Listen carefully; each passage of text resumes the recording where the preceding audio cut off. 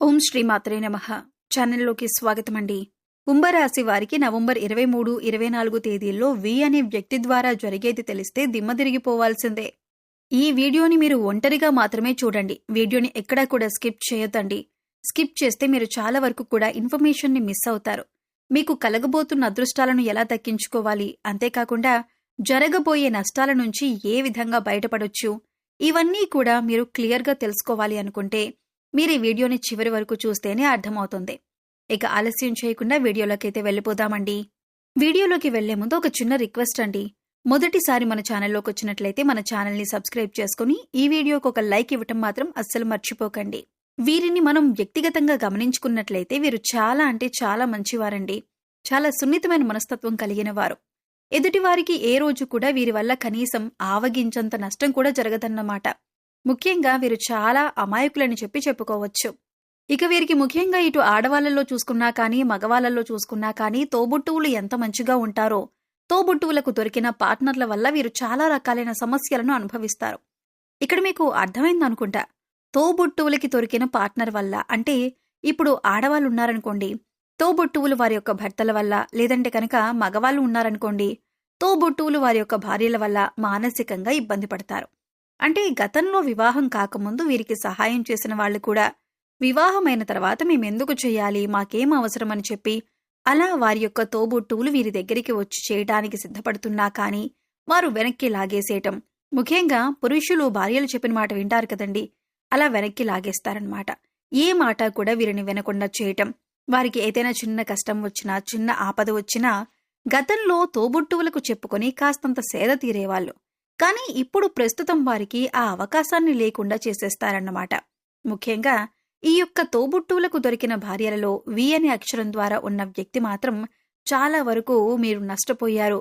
ఈ ఒక్క వి అనే అక్షరం ఉన్న వ్యక్తి మీ తోబుట్టు భార్య అయినా కావచ్చు, లేదంటే వీరి యొక్క బంధువుల్లో ఒకరైనా కావచ్చు, లేదంటే కనుక వీరి యొక్క స్నేహితుల్లో ఒకరైనా కావచ్చు. ఈ యొక్క వి అనే అక్షరం ఉన్న వ్యక్తి వీరి యొక్క మంచితనాన్ని, వీరి యొక్క అమాయకత్వాన్ని అలుసుగా తీసుకొని వీరిని ఎప్పుడూ కూడా వెతుకుతూ ఉండటం, ఏదో ఒక నింద వీరి మీద మోపుతూ ఉండటం, వీరి యొక్క అదృష్టాన్ని అంటే వీరికి భగవంతుడు కాస్త అదృష్టం తక్కువ ఇచ్చారండి. ఇటు భర్త వైపు సపోర్ట్ లేక, లేదంటే ఇటు భార్య సరిగ్గా ఉండక, మగవారికి ఇటు సరిగ్గా ఆ వెనకాల ఆస్తిపాస్తులు లేక కాస్త కృంగిపోయి ఉన్న మనుషులు కదా, వీరికి ఏదో ఒక రకంగా టార్చర్కి గురి చేయటం. ఈ రాశివారు ఏదన్నా ఒక మాట అందామంటే వీరికి సపోర్ట్గా వెనకాల ఎవరు ఉండకపోవటం వల్ల అది కూడా అలసుగా తీసుకొని 1కి 4 మాటలనే ప్రయత్నం చేయటం, తక్కువ గౌరవాన్ని ఇవ్వటం, ఎక్కువగా అవమానించటం. వీరితో పాటు ఉన్న వాళ్ళకి మాత్రం ఎక్కువ విలువనిచ్చి పక్కనే ఉన్న వీరిని మాత్రం అలుసుగా చూస్తూ ఉండటం. దీనివల్ల చాలా వరకు కూడా ఈ రాశివారు కృంగిపోతూ ఉంటున్నారన్నమాట.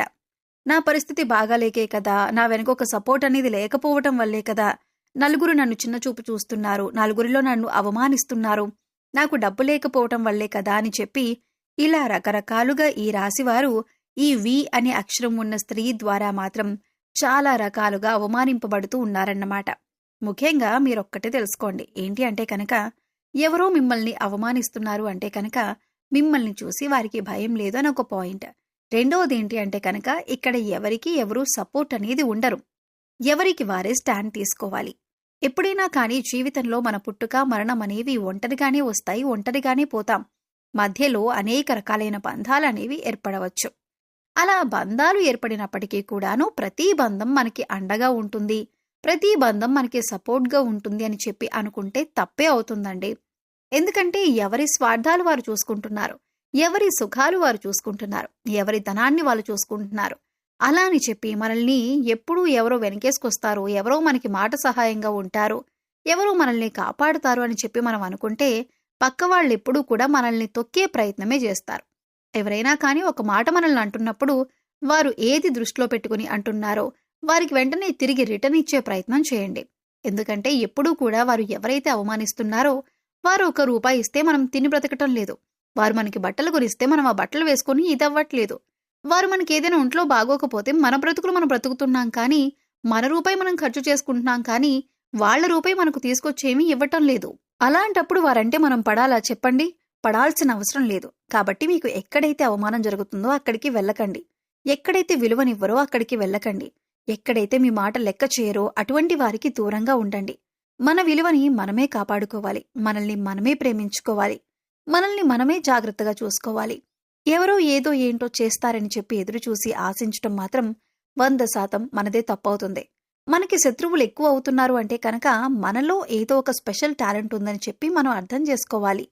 కాబట్టి ఆ శత్రువుల్ని చూసి భయపడాల్సిన అవసరమే లేదు. ముందు మీ గురించి మీరు ఆలోచించుకోండి.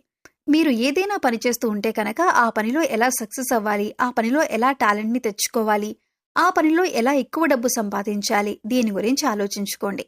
ఉన్న రూపాయి ఎలా పెంచుకోవాలని చెప్పి ఆలోచించుకోండి. కాస్త వయసులో పెద్దవాళ్ళు అనుకోండి, కాస్త ప్రశాంతంగా కాసేపు టీవీ చూడటం, కాసేపు పూజ చేసుకోవటం, కాస్త నిదానంగా ఉండటం, కోపం ఆవేశం తగ్గించుకోవటం, ఇష్టమైన వాళ్ళతో మాట్లాడుతూ ఉండటం, కాసేపు ధ్యానం చేసుకోవటం, కాస్త ఒక ముద్ద తిన్నామా, టైంకి పడుకున్నామా, ఇలాగే ఉండాలి. కానీ లేనిపోని ఆలోచనలు, ఎదుటివారి గురించి ఎక్కువగా ఆలోచిస్తూ ఉండటం, ఎదుటివారి గురించి స్ట్రెస్ అయిపోతూ ఉండటం, ఇటువంటివేవీ కూడా మనసులో పెట్టుకోకండి. ఒక్కరి గురించి ఆలోచన అనేది మనిషిని చాలా దెబ్బతీస్తుంది. అది మనసు వరకే ఆగిపోదు, మన శరీరంలో ఉండే ప్రతి అవయవం మీద కూడా ప్రభావం చూపిస్తుంది. ఆ ఆలోచన వల్ల సరిగా నిద్ర పట్టదు, సరిగా ఆకలేయదు, తిన్నన్నం జీర్ణమవదు. ఎప్పుడూ కూడా అదొక అనీజీగా ఉంటాం. సంతోషం అనేది కోల్పోతాం. ఒకరి యొక్క మనస్తత్వాలు మరొకరి నచ్చకపోవటం వల్లే వచ్చే ఇబ్బందులే తప్ప ఇటువంటి సమస్యలు కొత్తవేమీ రావు. కాస్త ఆ యొక్క మానసిక స్థితిని కంట్రోల్ చేసుకోండి. ఎందుకంటే ఎదుటివారు ఇష్టమైనట్టు వారిది వారు చేసుకోనివ్వండి. వారి జీవితాలు వారివి. మీరు దేనికి కూడా అడ్డు చెప్పొద్దు. ఎవరినీ కూడా కంట్రోల్లో పెట్టాలని చూడకండి. మీ లైఫ్ని మీకు నచ్చినట్టుగా బతకండి. అంతేనా? అర్థమైంది కదండి? అంతేకాకుండా ఈ యొక్క రాశి వారి మీద నరదృష్టి కూడా చాలా ఎక్కువగా ఉంటుంది. కాస్త రోజు పడుకునేటప్పుడు రాళ్ల ఉప్పుతో దిష్టి తీసుకోవటం, ప్రతి అమావాస్యకు ఎర్రనీళ్లు తిప్పివేసుకుంటూ ఉండటం, బయటికి వెళ్లేటప్పుడల్లా అరికాల్లో కాటుకు చుక్క పెట్టుకుంటూ ఉండటం, ఇటువంటివి చేయండి. అంతేకాకుండా ముఖ్యంగా ఈ యొక్క రాశివారు ఏదైనా ఒక సోమవారం రోజు కుదిరినప్పుడు శివాలయానికి వెళ్లి ఆ ఈశ్వరునికి పాలతో అభిషేకం చేసే ప్రయత్నం చేయండి. ఈ విధంగా పాలతో అభిషేకం చేయటం వల్ల మీకున్నటువంటి దోషాలు, గ్రహ దోషాలు, జాతక దోషాలు, మీ యొక్క పుట్టుకతో వచ్చిన దోషాలు అన్నీ కూడా తుడిచిపెట్టుకుపోతాయన్నమాట. మీరు జీవితంలో హ్యాపీగా, సంతోషంగా ఉండొచ్చు. గతం గతహ అని చెప్పి మర్చిపోయి ప్రస్తుతం గురించి ఆలోచించండి. రేపటి గురించి కూడా ఆలోచించొద్దు. ఈ క్షణం తర్వాత క్షణం ఎలా ఆనందంగా ఉంటామనేది మాత్రమే చూసుకోండి. దీనివల్ల జీవితంలో సగం టెన్షన్స్ తగ్గిపోతాయి, సగం బరువులు దిగిపోతాయి. హ్యాపీగా ఉండొచ్చు. హాయిగా దైవాన్ని స్మరించుకుంటూ ఉండండి. హ్యాపీగా తినండి, హ్యాపీగా నిద్రపోండి. ఏదైనా ఖాళీగా ఉన్నప్పుడు కాస్త గుడికి వెళ్ళండి. లేదంటే కనుక మీ పనుల్లో మీరు శ్రద్ధగా చూసుకోండి. హ్యాపీగా రోజులు గడిచిపోతాయి. అంతేకాకుండా ఆ యొక్క ధనలక్ష్మీదేవి అనుగ్రహం కూడా కలుగుతుందన్నమాట. మీరు చేసే పనుల యందు మీకు లక్ష్మీ కటాక్షం కూడా కలగబోతుంది. కాబట్టి ఎటువంటి ఇబ్బందులు మీకు ఉండవు. ఈ విషయాన్నైతే మనసులో గుర్తుంచుకోండి. మరి అర్థమైంది కదా? కుంభరాశి వారందరికీ కూడా ఈ వీడియో నచ్చిందనుకుంటున్నాను. నచ్చింది అనిపిస్తే వీడియోకి ఒక లైక్ ఇవ్వండి. మొదటిసారి మన ఛానల్లోకి వచ్చినట్లయితే కనుక మన ఛానల్ని సబ్స్క్రైబ్ చేసుకొని సపోర్ట్ చేయండి. మీ ఫ్రెండ్స్ అండ్ ఫ్యామిలీ మెంబర్స్లో కుంభరాశి వారు ఉంటే వారితో షేర్ చేసుకోండి.